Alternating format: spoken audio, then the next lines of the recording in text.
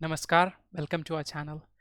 In this video, we will be discussing problems of NDA, and this is NDA paper of NDA 2019 second session. तो चलिए शुरू करते हैं।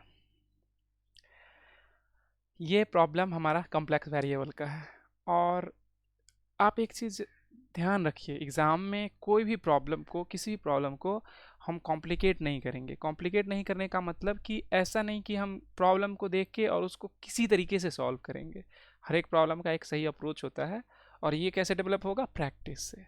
आप जितना ज़्यादा प्रॉब्लम प्रैक्टिस कीजिएगा उतना ज़्यादा आपको पता होगा कि इस प्रॉब्लम को कैसे करना है। तो यहाँ पे देखिए, ये हमको x का वैल्यू दिया हुआ है। x is equal to 1 plus i. अब हम अगर लेमैन अप्रोच अपनाएं तो हम x का स्क्वायर करें, 6 करें, ये करें तो वो बहुत ही गलत हो जाएगा। तो हमको दिख रहा है यहाँ पे कि अगर x4 कॉमन ले तो x स्क्वायर प्लस 1 हमको मिल जाएगा। तो हम वही करते हैं। हम यहाँ करते हैं x6 plus x4 plus x square plus 1 is equal to 0। इसमें से x4 कॉमन ले लेते हैं तो क्या हो जाएगा? X square plus 1 into, sorry 0 नहीं है, इंटू एक्स स्क्वायर प्लस 1, यानी कि ये बेसिकली क्या हो गया? एक्स स्क्वायर प्लस 1 और इंटू x4 प्लस 1। अब यहीं पे आपका इंजीनियरिटी काम आएगा। यहाँ पे देखिए एक्स स्क्वायर प्लस 1 है। अगर हम लोग 10th क्लास में होते तो उसके वहाँ पे हम लोग इसको स्प्लिट करने में हेजिटेट कर दे, क्योंकि अपने को ये ए स्क्वायर माइनस बी स्क्वायर के फॉर्मेट में नहीं दिख रहा है। लेकिन अगर हम कॉम्प्लेक्स वेरिएबल सीखे हैं तो हम इसको लिख सकते हैं एक्स प्लस आई इंटू एक्स माइनस आई। कैसे? सिंपली सोच लीजिए, ए स्क्वायर माइनस बी स्क्वायर हमें करना था और एक्स स्क्वायर प्लस 1 को हम लोग लिख सकते हैं एक्स स्क्वायर माइनस माइनस 1, और इसी को हम लोग लिखे एक्स स्क्वायर माइनस आई स्क्वायर और उसको ऐसे लिख दिए। सिमिलरली एक्स स्क्वायर प्लस आई और इंटू एक्स स्क्वायर माइनस आई। तो हम इस गिवन एक्सप्रेशन को इस फॉर्मेट में लिख लिए।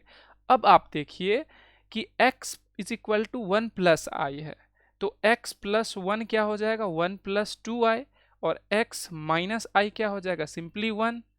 तो ये टर्म तो बहुत इजी हो गया है। अब एक्स स्क्वायर का देखते हैं। तो आप अगर एक्स स्क्वायर को सिंपली स्क्वायर अगर करेंगे तो 1 प्लस आई का square is equal to 1 plus i square plus 2i। ये प्लस आई स्क्वायर और ये 1 कट जाएगा, क्योंकि आई स्क्वायर क्या होता है? माइनस 1 होता है। इट मीन्स कि x square is equal to 2i है।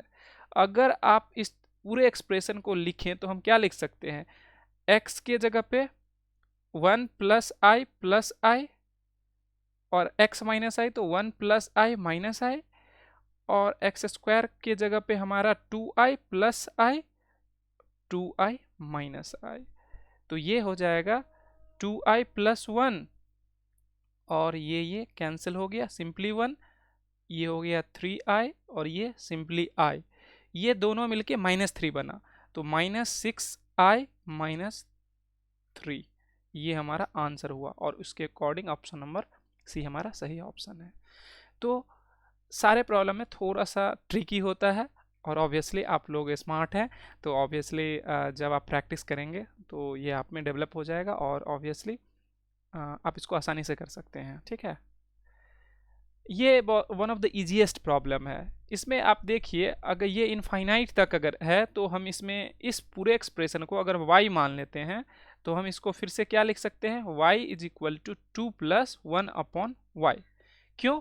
क्योंकि अगर ये सेम फॉर्मेट को फॉलो करता है, कभी कभी प्रॉब्लम में ऐसा दे देगा कि कुछ टर्म फॉर्मेट में नहीं रहेगा और रिमेनिंग टर्म रहेगा, तो उस केस में हमको क्या करना पड़ेगा? जो टर्म फॉर्मेट में नहीं है उसको रिटेन करके रिमेनिंग टर्म को सपोज करना होता है। लेकिन यहाँ पे पूरा टर्म एकदम जिसको हम y माने हैं, अब सोच के देखिए इनफाइनाइट टर्म है, आप एक टर्म हटाने से कोई फर्क पड़ेगा नहीं। तो हम इसको ऐसे लिखेंगे तो ये हो जाएगा वाई स्क्वायर और ये हो जाएगा 2y प्लस 1। सिंपली रैशनलाइज करिए तो y square minus 2y minus 1 is equal to 0। तो y is equal to 2 plus minus under root 4 minus minus plus 4 upon 2। तो ये हो गया 2 प्लस माइनस 2 रूट 2 अपॉन 2, यानी कि 1 प्लस माइनस √2। हमारा यहाँ पे आंसर क्या दिया हुआ, √2 + 1, तो हमारा ये आंसर सही है। ठीक है, अगले प्रॉब्लम पे चलते हैं। इस प्रॉब्लम में भी देखिए ये क्या दिया हुआ है, ये ऐसे लिखने का मतलब हम लोग जो ऐसे लिखते हैं NPR, उसको ऐसे भी लिखा जा सकता है। तो ये NPR दिया हुआ है 2520 और NCR दिया हुआ है नेशनल कैपिटल रीजियन। ठीक है, तो ये दिया हुआ है कितना, 21। हमको पता है इसका कि ये क्या होता है, फैक्टोरियल n। आप दोनों में से कोई भी तरीका लिख सकते हैं, मैं पिछले वीडियो में बता चुका हूँ, या तो ऐसे लिखे या ऐसे लिखे, दोनों ही एकदम सही है और दोनों वेल एक्सेप्टेड है। ऐसा कुछ नहीं है कि एक ज़्यादा अच्छा है दूसरा ये। हाँ, नए आजकल ये ज़्यादा प्रिंटेड वर्जन में ये ज़्यादा चलता है, ये पुराना थोड़ा सा है, बस ये बात है। n-r2520 और ये क्या है, factorial n factorial r factorial n-r is equal to 21। अब देखिए ये वाला पार्ट तो हमको यहाँ पे दिख रहा है, तो हम इसको ऐसे अगर लिखना चाहें तो हम लिख सकते हैं 1 फैक्टोरियल r, और इसको लिख देंगे यहाँ पे कितना, 2520 इज इक्वल टू 21। अब कुछ नहीं पता चल रहा तो डिवाइड कर दे, 7 3 जा ये, और इसको अगर कट करेंगे तो 7 3 जा 60, इसको एक बार और कट करेंगे तो ये 120, यानी कि factorial r is equal to 120, यानी कि r is equal to 5।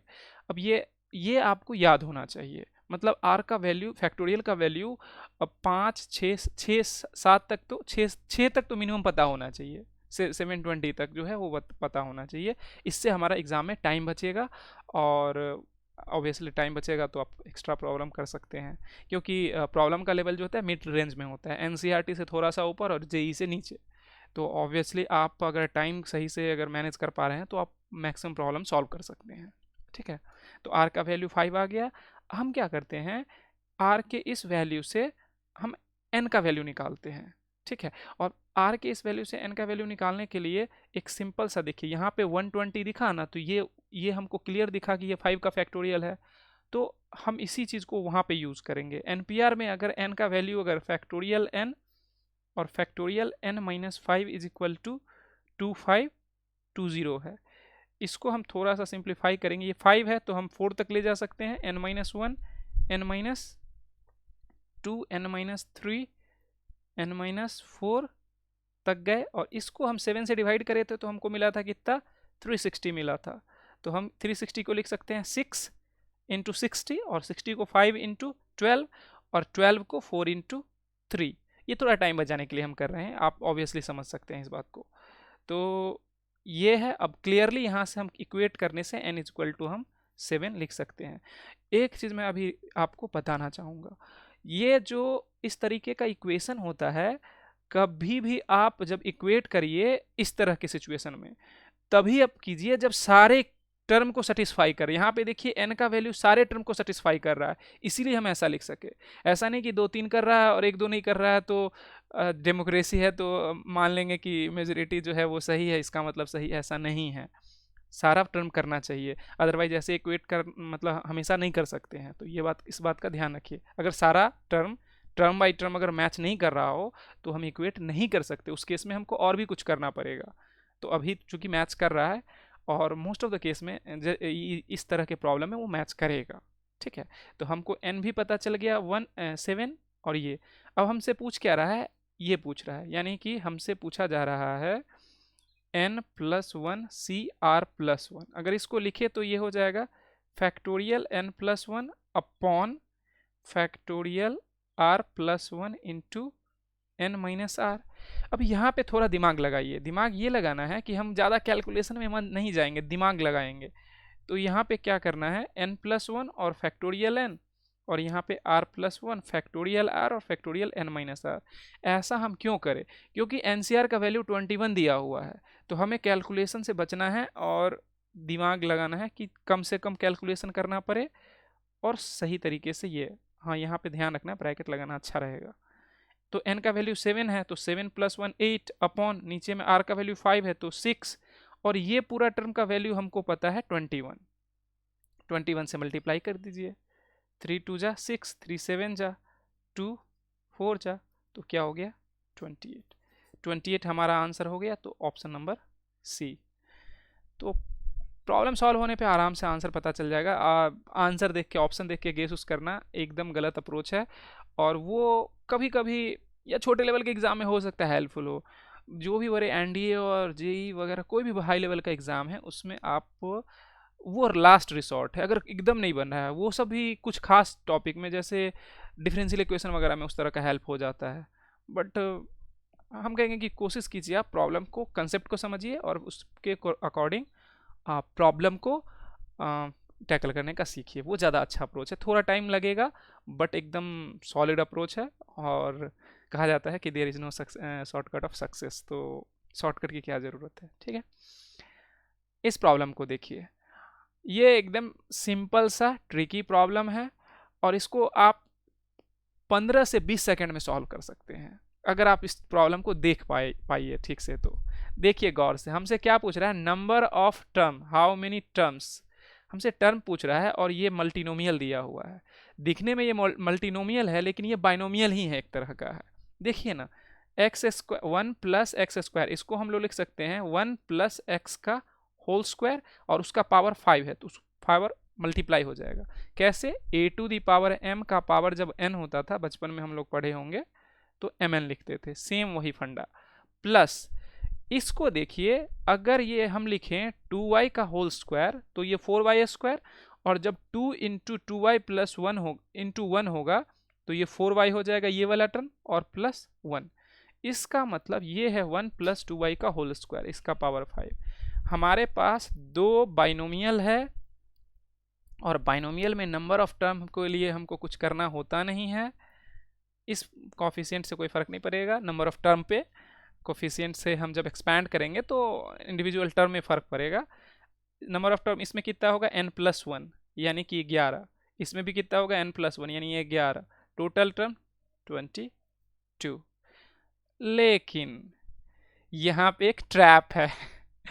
Trap, जब भी हमको नंबर ऑफ टर्म पूछा जाए तो वो टर्म हमेशा क्या होता है, डिस्टिंक्ट टर्म की बात कर रहा है।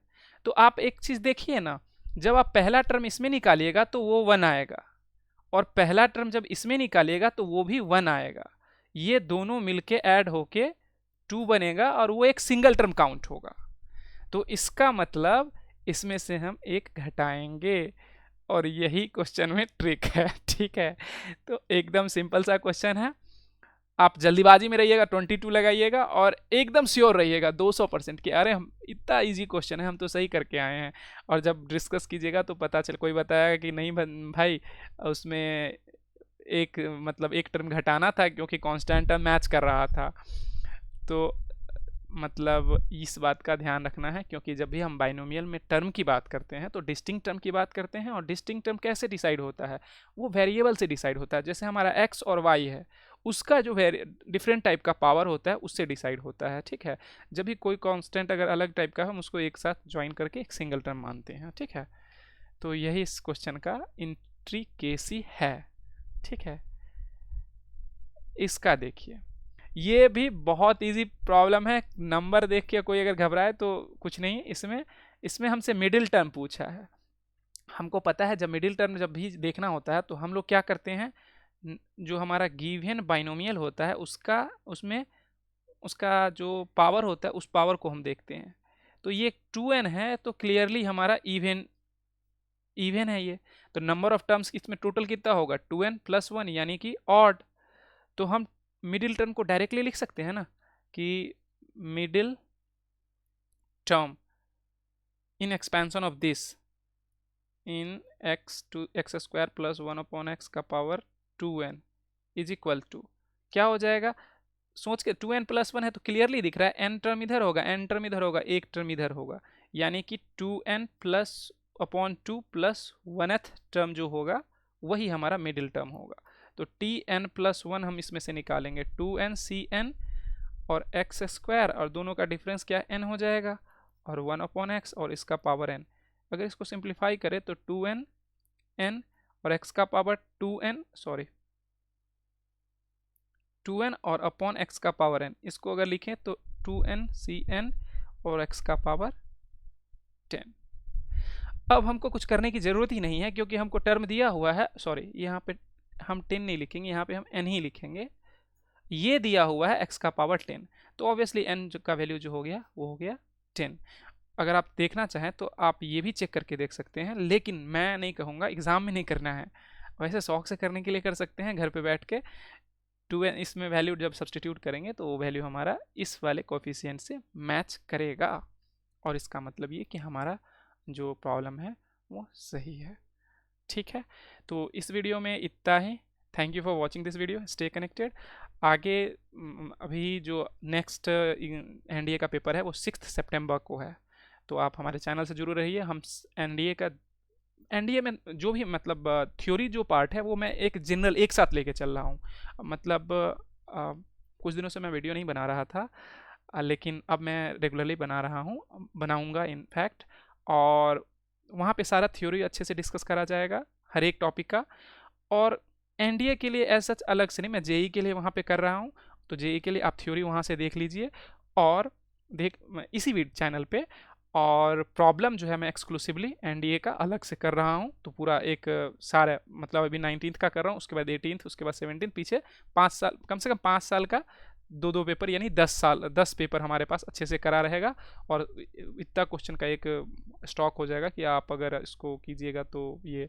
और ऑब्वियसली सॉल्यूशन डायरेक्टली देखने का फ़ायदा उतना नहीं होता है, तो मैं रेकमेंड करूँगा कि प्रॉब्लम आप पहले सॉल्व कीजिए। और ये खासकर उन लोगों के लिए बहुत हेल्पफुल होगा जो बच्चे थोड़ा सा डरते हैं, या जिनको लगता है, जो कॉन्फिडेंस नहीं गेन कर पाए हैं अभी तक प्रॉब्लम को अटैम्प्ट करने के लिए, उनके लिए अच्छा होगा। क्योंकि वो लोग थ्योरी तो पढ़े ही होंगे। आप ट्राई इस वीडियो को देखिए और उसके बाद फिर देखिए, आपको रियलाइज़ होगा कि नहीं, हाँ अरे जितना तुम सोच या हम सोच रहे थे उतना नहीं, उससे कम मतलब मुश्किल है और हम कर सकते हैं। सबसे अच्छी बात ये है। तो आज के वीडियो में इतना ही। Thank you for watching this video, stay connected.